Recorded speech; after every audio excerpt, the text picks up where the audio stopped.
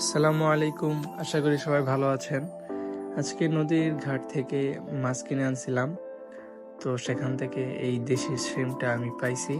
তো এটাই নামিয়ে করে আমি রেখে দিছি। তো একটু আগে ওদের খাবার দিলাম, আর ওদের খাবার খাওয়ার ভিডিওটা আপনাদের সাথে শেয়ার করলাম। বিদেশি শ্রিম যেগুলো আছে ওগুলা পালার ইচ্ছা আছে, আর সামনে চাষ করারও ইচ্ছা আছে। তো এই জন্য আগে দেশি শ্রিমগুলো না ট্রাই করতেছি যে ওদের কিভাবে খাওয়ালে, কিভাবে টেক কেয়ার করলে ওরা বেঁচে থাকে। তো এই জন্য এটা আগে ট্রায়াল দিতেছি বলা যায় আর কি। ওদেরকে সিদ্ধ মাছ দেওয়া হয়েছে, ওদের খাবার সিদ্ধ মাছ, শ্যাওলা, তারপর আপনার ওই নদীতে পাওয়া যায় বাইচা, এগুলো ওদের খাবার। তো আপনারা দেখতে থাকুন কিভাবে খাবার খাচ্ছে। আর যারা আমার চ্যানেল নতুন আসছেন অবশ্যই সাবস্ক্রাইব করে দিবেন আর বেল আইকন ক্লিক করে দিবেন আর সবাই সাপোর্ট করবেন।